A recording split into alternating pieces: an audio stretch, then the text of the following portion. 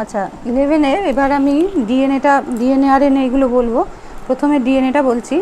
এখানে যে বেসগুলো ডিএনএর মূল স্ট্রাকচারটা হচ্ছে যে এটা সর্পিলাকার হয়, একটা দুটো মানে সিঁড়ি যেভাবে থাকে সেরকমভাবে এটা মইয়ের মতন তোলা থাকে, এবং এদের মূল হচ্ছে যখন পাক খায় এরা দুটো উল্টো তন্ত্রী পাশাপাশি থাকে, প্যারালাল ওয়েতে থাকে, একটা 5' to 3', একটা 3' to 5'। হ্যাঁ, তো সেইগুলো বইতে এটা তোমরা ছোটোবেলায় পড়েছো, সেটা খানিকটা জানো। এখানে যেগুলো আমরা দেখাচ্ছি ওটা এরকমভাবে থাকে যে একটা অ্যাডেনিন বেস কতগুলো নাইট্রোজেন ক্ষারক থাকে, দুপাশে দুটো আগে নাইট্রোজেন ক্ষারকটা দেখে নাও, তারপরে বলে দিচ্ছি। দুপাশে দুটো রাইবোজ শর্করা, দুটো ফসফেট গ্রুপ থাকে, আর মাঝখানে যে হাইড্রোজেন বন্ড দিয়ে যে সিঁড়িটা তৈরি হয় তার দুটো সাইডে একদম থাকছে হচ্ছে তোমার নাইট্রোজেন বেস বা নাইট্রোজেন ক্ষারক। তাদের মধ্যে হচ্ছে পিউরিন এবং পাইরিমিডিন। পিউরিন হচ্ছে 2 রকম, অ্যাডেনিন এবং গুয়ানিন, আর পাইরিমিডিন হচ্ছে 2 রকম। ডিএনএর ক্ষেত্রে 2 রকম, আরএনএর ক্ষেত্রেও 2 রকম। ডিএনএর ক্ষেত্রে হচ্ছে থাইমিন আর সাইটোসিন, ওটাই আরএনএ হলে থাইমিনের জায়গায় হয়ে যাবে ইউরাসিল। যাই হোক, এবারে আমরা এখানটা দেখে নিচ্ছি আমাদের একটা সিঁড়িটা টোটাল দেখতে গেলে যেভাবে দেখা দরকার। প্রথমে আমি অ্যাডেনিন, গুয়ানিন, পিউরিন বেস দুটো দেখাচ্ছি, ভালো করে দেখে নাও, এবং আমি 5 মিনিট সময় দেবো, টুকে নেবে জিনিসটা। সেটা হচ্ছে অ্যাডেনিন, দেখো একদম ওপরে নীল রঙের দুটো হচ্ছে অ্যাডেনিন। এবার সেই অ্যাডেনিনের মধ্যে যদি অ্যাডেনিন মূলকটা ডান দিকে থাকে তাহলে তার চেহারাটা এরকম হবে, ঠিক আছে? তার চেহারাটা এরকম হবে যে ওই ওপরের যে স্ট্রাকচারটা ওরকম হবে, একটা হচ্ছে ষড়ভুজ থাকবে, তার পাশেরটা পঞ্চভুজ থাকবে। হ্যাঁ, এটা একটু পিউরিন বেসগুলো একটু জায়গা বেশি নেয়। আর তারপরেরটা অ্যাডেনিনের বাম দিক, ঠিক ঘুরিয়ে দাও, একটুখানি ঘুরিয়ে দিলে যেরকম হবে সেই চেহারাটা এটা নিচ্ছে। একটা ডান দিকের আইসোমার, একটা বাম দিকের আইসোমার। নিচেরটা গুয়ানিন, নিচেরটা দুটোই গুয়ানিন, প্রথমটা ডান দিক, দ্বিতীয়টা বাম দিক। মানে একটা সিঁড়ির ডান দিকে থাকলে ওরকম দেখা যাবে ওপরটার মতো, আর যদি বাম দিকে থাকে তাহলে নিচেরটার মতন দেখা যাবে। এই হচ্ছে এরকমভাবে তোমার বেসগুলো থাকছে, ঠিক আছে? আচ্ছা, তো এগুলো এত ডিটেলস তোমাকে যখন ডিএনএ স্ট্রাকচারটা আঁকতে বলবে এত ডিটেলস লাগবে না। তবে যারা জয়েন্ট ইত্যাদি দেবে তাদের যে কোনো একটা আইসোমার, অ্যাডেনিনের হয় ডান দিকের আইসোমার নয় বাম দিকের আইসোমার, যে কোনো একটা মুখস্থ রাখতে হবে। গুয়ানিনেরও তাই, ঠিক আছে? এখন আপাতত এইচএসে বা 11-এ এরকম দেয় না, তবু এটা জেনে রাখা ভালো তোমাদের। এটা তোমরা খাতাতে এঁকে নাও, আমি এমনিতে স্ক্রিনশটও তুলে দেবো, কিন্তু খাতাতে এঁকে নাও। আমি 5 মিনিট টাইম দিচ্ছি, খাতাতে এঁকে নাও, তারপরে আবার আমরা পাইরিমিডিন বেসগুলো বলবো।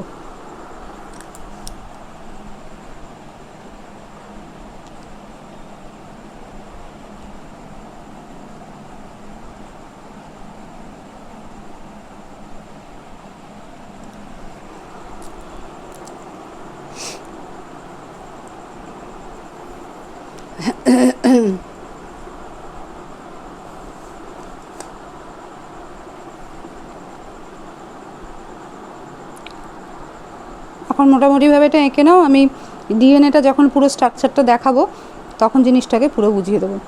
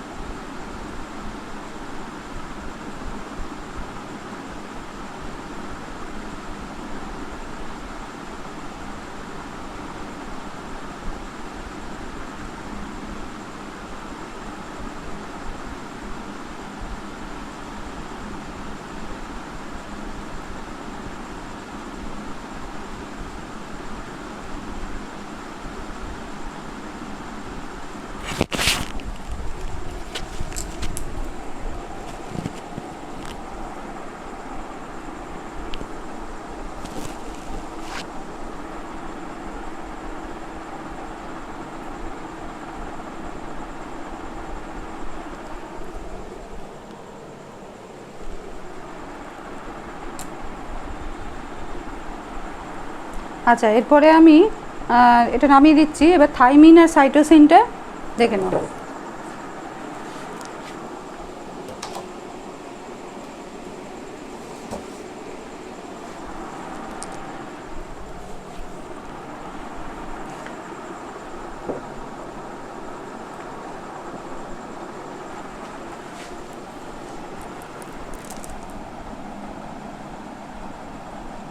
এবার থাইমিন আর সাইটোসিনটা দিয়ে দিয়েছি। থাইমিনের দেখো এটা পাইরিমিডিন বেস দুটোই। ডান দিকের যে ডান দিকে থাকলে দেখতে যেরকম হবে সেটা বাঁ দিকে আঁকা আছে, আর বাম দিকে থাকলে যেরকম দেখতে আছে সেটা ডান দিকে আঁকা আছে, ঠিক আছে? থাইমিন এবং সাইটোসিন। আর নিচে যেটা রয়েছে দেখো, এই যে নীল নীল যে এইগুলো, এই যে পোর্শনটা, এটা কিন্তু ডিএনএ স্ট্রাকচারটা রয়েছে। এগুলো আগে দেখে নেবে, আমি আগে বলে দিই। এদিকের একটা তন্ত্রী সেটা হচ্ছে 5 প্রাইম টু 3 প্রাইম, আর ওদিকের তন্ত্রীটা হচ্ছে 3 প্রাইম টু 5 প্রাইম। এটা ঠিক এটার উল্টো হিসেবে থাকে। এবার এদের এই যে এইগুলো হচ্ছে রাইবোজ, ডিঅক্সিরাইবোজ শর্করা। কার্বনের এই পঞ্চভুজটার কার্বনের C2 পজিশন থেকে, এখান থেকে C2 পজিশন থেকে কিন্তু এদের একটা অক্সিজেন বিযুক্ত হয়ে গেছে, সেই জন্য এদের নাম হচ্ছে ডিঅক্সিরাইবোজ শর্করা। অরিজিনালি এটা রাইবোজ শর্করা ছিল আরএনএর ক্ষেত্রে, এই অক্সিজেনটা বিযুক্ত হয়ে যাওয়া এটা ডিঅক্সিরাইবোজ শর্করা, C5 5খানা কার্বনযুক্ত। এবার এই ডিঅক্সিরাইবোজ শর্করা পরপর এদিকে থাকবে, আর ওদিকে ঠিক উল্টোটা করে থাকবে। আর ডিঅক্সিরাইবোজ শর্করা যে C1, তার সঙ্গে হচ্ছে এই ওদিকেরও C1 এদিকেরও C1, তাদের সঙ্গে হচ্ছে নাইট্রোজেন ক্ষারকটা যুক্ত থাকবে। যে বন্ড দিয়ে যুক্ত থাকবে তাকে বলা হয় গ্লাইকোসাইডিক বন্ড, বেশ স্ট্রং বন্ড, বেশ শক্তিশালী বন্ড। আর এদিকের যে 3 নম্বর কার্বন, সেই 3 নম্বর কার্বন এদিকে ফসফেটের গ্রুপের সঙ্গে যুক্ত থাকবে, ফসফরিক অ্যাসিডের ফসফেট গ্রুপের সঙ্গে। আর এটার 5 নম্বর কার্বন যুক্ত থাকবে, মানে C3 আর C5 যুক্ত থাকে PO4 দ্বারা, ঠিক আছে? এবার এরকম করতে করতে যখন 5 প্রাইম প্রান্তে আর কিছু থাকবে না, কোনো ফসফেট গ্রুপ নেই, তাহলে এই প্রান্তটা মুক্ত, এই প্রান্তটাকে আমরা বলি 5 প্রাইম প্রান্ত। আবার এদিকে C3-র সঙ্গে কিছু যুক্ত নেই, এটাও কিন্তু আর কিছু থাকবে না, সেই জন্য এই প্রান্তটাকে আমরা বলি C3 বা 3 প্রাইম প্রান্ত।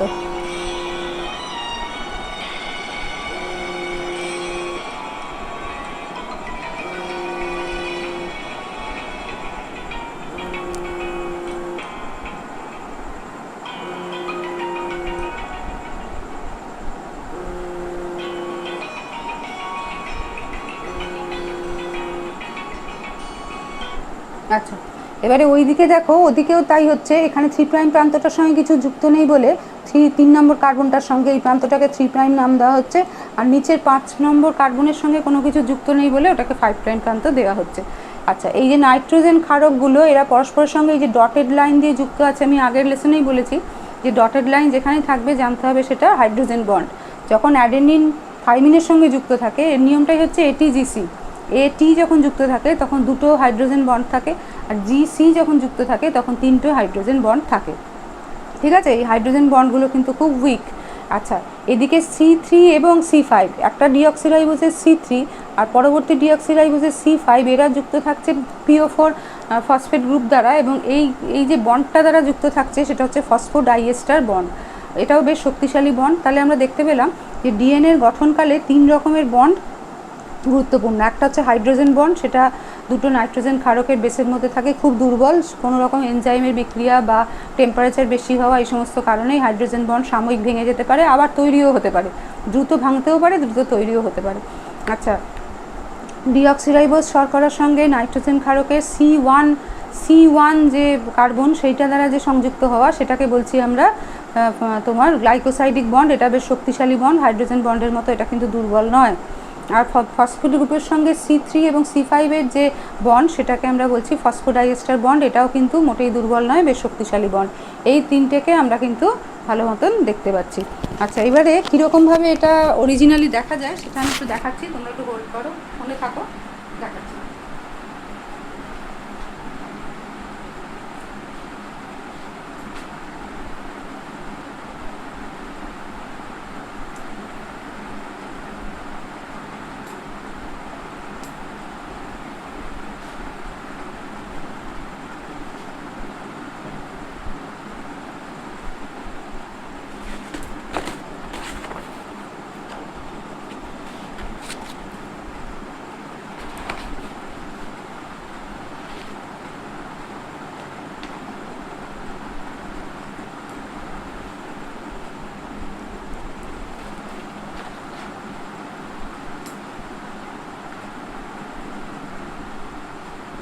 দেখো এটা কীরকমভাবে রয়েছে, দেখো অরিজিনাল ফর্মটা এরকম দেখতে হবে। এই যে এটা হচ্ছে তোমার ডিঅক্সিরাইবোজ, সবুজগুলো ডিঅক্সিরাইবোজ শর্করা, আর এগুলো হচ্ছে এই যে C1 কার্বনের সঙ্গে যুক্ত, এরা হচ্ছে তোমার ওই নাইট্রোজেন বেস। এখানে যদি পিউরিন থাকে, পিউরিনগুলো একটু বড়, পিউরিন থাকলে এদিকে পাইরিমিডিন থাকবে এবং এদের সঙ্গে এরকমভাবে যুক্ত হতে পারবে। পিউরিন থাকলে এদিকেও থাকো, পিউরিন থাকলে এই পিউরিনটা এটা হয়তো গুয়ানিন, এটা অ্যাডেনিন, এটা সাইটোসিন, এটা হচ্ছে থাইমিন। হ্যাঁ, তাহলে একটা যদি পিউরিন থাকে আর একটা পাইরিমিডিন থাকবে। দুটো পিউরিন বা দুটো পাইরিমিডিনকে যে স্থান দেওয়া যায় না। যদি দুটো পাইরিমিডিন পাশাপাশি থাকতো তাহলে কি হতো, জায়গাটা অনেক বেশি নিয়ে নিত। আর যদি দুটো পিউরিন পাশাপাশি থাকতো তাহলে কিন্তু দুটো পিউরিন যদি পাশাপাশি থাকতো অনেকটা বেশি জায়গা নিয়ে নিত, আর দুটো পাইরিমিডিন যদি পাশাপাশি থাকতো তাহলে অনেক কম জায়গা নিয়ে নিত। তাহলে ডিএনএর যে আসল ব্যাস যেটা 20 অ্যাংস্ট্রম সেটা কিন্তু বিঘ্নিত হতো। ঠিক আছে, এই কারণে দেখো কীরমভাবে থাকছে। এটা C3, এই যে C5, তার সঙ্গে ফসফেট গ্রুপ, এগুলো হচ্ছে ফসফোডাইএস্টার গ্রুপ, এই ডাইএস্টার বন্ড। হ্যাঁ, আর এটা হচ্ছে তোমার গ্লাইকোসাইডিক বন্ড, আর এগুলো হচ্ছে ডটেড লাইনগুলো হচ্ছে তোমার হাইড্রোজেন বন্ড। এরকমভাবে অরিজিনালি থাকে। তুমি এরকমভাবে আঁকতে পারবে না, আমি আগের ছবিটা যে দিয়েছি সেটার মতো করে আঁকবো। ঠিক আছে, আচ্ছা আরেকটা বলে দিই, ডিএনএর এই যে ডাবল হেলিক্স, এটা হচ্ছে ওয়াটসন ক্রিক এটা দিয়েছিলেন, এবং এটাতে এই ডিএনএর যে ডাবল হেলিক্স এটা ওয়াটসন ক্রিক দিয়েছিলেন। এটাতে তোমার দুটো পাক দিয়ে সর্পিলাকারে উঠছে এবং তার ফলে একটা গভীর গর্ত তৈরি করছে, তাকে বলে মেজর গ্রুভ, আর একটা হালকা গর্ত তৈরি করছে, তাকে বলে মাইনর গ্রুভ। এরকমভাবে সোজা বেয়ে চলে যাচ্ছে। আর একটা কথা হচ্ছে যে এখানে চারগ্রফের একটা নীতি আছে যে পিউরিন এবং পাইরিমিডিনের অনুপাত সাধারণত 1 হয়। যেমন A+G = T+C, অতএব A+G / T+C = 1 বা ধ্রুবক। এটাকে বলা হয় চারগ্রফের নীতি। আর এরা আর বাদবাকি সবই আমি বলে দিয়েছি। আর আরেকটা জিনিস মনে রাখতে হবে যে একটা পাকের মোটামুটি দৈর্ঘ্য হচ্ছে 34 অ্যাংস্ট্রম, আর তার মধ্যে 10টা BDNA, যেটা বিবৃত করছি এটাকে BDNA বলা হয়। এছাড়াও ADNA, CDNA, ZDNA ইত্যাদি পাওয়া যায়। তো এই যে BDNAটা, তার মধ্যে এই 34 অ্যাংস্ট্রম, একটা পাকের যেটা দৈর্ঘ্য হচ্ছে 34 অ্যাংস্ট্রম, তার মধ্যে 10টা নিউক্লিওটাইডের ধাপ থাকে। এটা একটা জিনিস বলা হয়নি যে এর এক একটা ধাপকে বলা হয় এক একটা নিউক্লিওটাইড। এই পুরো এই ফসফেট গ্রুপ, শুদ্ধ একটা ফসফেট গ্রুপ, একটা ডিঅক্সিরাইবোজ সুগার, আবার একটা নাইট্রোজেন বেস, আবার একটা নাইট্রোজেন বেস, আবার একটা ডিঅক্সিরাইবোজ সুগার, এবং আবার একটা ফসফেট গ্রুপ, মানে এক জোড়া ফসফেট গ্রুপ, এক জোড়া ডিঅক্সিরাইবোজ সুগার এবং এক জোড়া নাইট্রোজেন বেস। এইটা নিয়ে এক একটা ধাপকে বলা হয় নিউক্লিওটাইড। সেই হিসেবে একটা ডিএনএকে বলা হয় পলিনিউক্লিওটাইড। আর যদি ফসফেট গ্রুপটাকে ছেড়ে রাখা যায় তাহলে যেটুকু পড়ে থাকে এক একটা ধাপকে বলা হয় নিউক্লিওসাইড। তাহলে নিউক্লিওসাইডকে বলা হয় ডিএনএর হচ্ছে অসম্পূর্ণ একক, আর নিউক্লিওটাইডকে বলা হয় সম্পূর্ণ একক। ঠিক আছে, আর এই যে 34 অ্যাংস্ট্রমের মধ্যে যেটা বলছিলাম, একটা পাকের মধ্যে 34 অ্যাংস্ট্রম তার দৈর্ঘ্য, তার মধ্যে 10টা BDNA ক্ষেত্রে 10টা নিউক্লিওটাইড থাকে। তাহলে প্রতি দুটো নিউক্লিওটাইডের মধ্যে গ্যাপ হচ্ছে 34 অ্যাংস্ট্রম / 10, অর্থাৎ 3.4 অ্যাংস্ট্রম। হ্যাঁ, এটা হচ্ছে আর দুটো পরপর নিউক্লিওটাইডের মধ্যে তাহলে তফাৎ হচ্ছে, ব্যবধান হচ্ছে 3.4 অ্যাংস্ট্রম। এই হিসেবে এদেরকে দেখা যায়। এছাড়া ডিএনএর অনেক রকম প্রকারভেদ আছে, আমি বারবারই বললাম A, B, C, D, T এবং Z। এর মধ্যে বিটাই আমরা কিন্তু অতিরিক্ত বলে থাকি। BDNAটা আমরা এখানে বিবৃত, মানে BDNA কথাটাই বিবৃত করা হলো, বা আঁকাটা যা দেখছো সব BDNA। ঠিক আছে, এছাড়া খুব অবস্থার ভিত্তিতে এই BDNA, ADNA কিংবা ZDNA এগুলো সব পরস্পর রূপান্তরিত হতে পারে। এছাড়াও একতন্ত্রী ডিএনএ দেখতে পাওয়া যায়, সিঙ্গেল স্ট্যান্ডার্ড ডিএনএ বা SSDNA। এটা খুব নিম্ন শ্রেণীর কিছু ভাইরাসে এটা দেখতে পাওয়া যায়। আর দ্বিতন্ত্রী ডিএনএ তো সব জায়গায় দেখতে পাবে, সেটা হচ্ছে তোমার ডাবল স্ট্যান্ডার্ড ডিএনএ বা দ্বিতন্ত্রী ডিএনএ। ডিএনএর কিছু ভৌত ধর্ম আছে। ডিএনএর ভৌত ধর্ম হচ্ছে এরা রূপ পরিবর্তন করতে পারে। এদের অতিরিক্ত লবণ বা আর্দ্রতার সাপেক্ষে বিভিন্ন শারীরবৃত্ত অবস্থা এরা পরস্পরে, যে A, B, C, D এগুলো দেখলাম, পরস্পর এরা রূপ পরিবর্তন করতে পারে। যেমন অতিরিক্ত লবণের উপস্থিতিতে BDNAটা ZDNAতে রূপান্তরিত হতে পারে। এছাড়া ডিএনএ হচ্ছে বিশেষ আধানযুক্ত, যেমন ঋণাত্মক আধানযুক্ত বেশি হয়, ওই জন্য এরা তড়িৎ ক্ষেত্রে অ্যানোডের দিকে আকৃষ্ট বেশি হয়। ঠিক আছে, আর দ্রাব্যতা, ডিএনএ হচ্ছে জল, অ্যালকোহল উভয়ই দ্রাব্য, তবে খুব ঠান্ডা অ্যালকোহলে কিন্তু দ্রাব্য হতে পারে না। রিন্যাচুরেশন ভীষণ ইম্পর্টেন্ট। খুব যদি তুমি টেম্পারেচার দাও খুব সহজেই কিন্তু হাইড্রোজেন বন্ডগুলো ভেঙে যেতে পারে। একটু আগে বলছিলাম একে বলে ডিন্যাচুরেশন। অতিরিক্ত ক্ষারের প্রভাবেও এটা হতে পারে। আর আবার এটা যখন তুমি ক্ষারের মাত্রা কমিয়ে দেবে বা তাপমাত্রা কমিয়ে দেবে, তখন আবার ধীরে ধীরে মানে ধীরে ধীরে না, বেশ ভালো তাড়াতাড়ি তোমার এতে আবার এরা হাইড্রোজেন বন্ডটা তৈরি করে দ্বিতন্ত্রী ডিএনএ তৈরি করে ফেলে। একে বলা হয় রিনেচারেশন। ঠিক আছে। আর অতিবেগুনি রশ্মির সাপেক্ষে ডিএনএর একটা প্রতিক্রিয়া আছে। যদি তুমি 260 NM তরঙ্গ দৈর্ঘ্যের অতিবেগুনি রশ্মি যদি শোষণ করতে পারে ডিএনএ, হ্যাঁ, তখন দ্বিতন্ত্রী স্বাভাবিক ডিএনএ অপেক্ষা একতন্ত্রী ডিএনএ যেগুলো, সেগুলো অনেক বেশি এই ইউভি রেটাকে শোষণ করতে পারে। ঠিক আছে। তো এটা দেখা গেছে। আর ডিএনএর G+C, তার মানে গুয়ানিন এবং সাইটোসিনের পরিমাণে তারতম্য অতিবেগুনি রশ্মি শোষণ করলে আলাদা আলাদা হতে পারে। আর রাসায়নিক ধর্ম হচ্ছে, তো আমরা পারবো রাসায়নিক ধর্ম, তো এটা হচ্ছে অম্লধর্মী। অম্লধর্মী হওয়ার জন্য একে ক্ষারধর্মী রঞ্জক দ্বারা রঞ্জিত করা যায়। আর মোট পিউরিনের সংখ্যা মানে A+G = T+C, সেই হিসেবে হচ্ছে A+G / T+C = ধ্রুবক। এটাকে বলা হয় চারগফের নীতি। ধ্রুবকটাকে অনেক সময় 1ও ধরে ফেলা যায়। আর জৈবিক ধর্ম তো একদম তোমরা জানোই। জৈবিক ধর্ম হচ্ছে, এটা হচ্ছে ডিএনএ জিন হিসেবে বংশগতির ধারক এবং বাহক হিসেবে কাজ করে। বংশগত যে বৈশিষ্ট্যগুলো, তার যে উত্তরাধিকার, সেটা ডিএনএই বহন করে। আর ডিএনএ শর্ত সাপেক্ষে তার নিজের প্রতিলিপি গঠন করতে সক্ষম। এটাকে বলা হয় রেপ্লিকেশন। এই রেপ্লিকেশনটা সেমি কনজারভেটিভ ধরনের। এটা মানে এক্ষুনি বুঝবে না যে একটা যখন রেপ্লিকেশন মানে কপি তৈরি হয়, তখন একটা আদি দুটো স্ট্র্যান্ড, তো দুটো তন্ত্রী, একটা আদি তন্ত্রী থেকে যায়, একটা নতুন করে তন্ত্রী শুরু হয়। একে বলে সেমি কনজারভেটিভ, মানে একটা জিনিসকে কনজার্ভ করে রাখলো, রেখে দিল আদি ডিএনএ, আরেকটাকে নতুন করে তৈরি করে।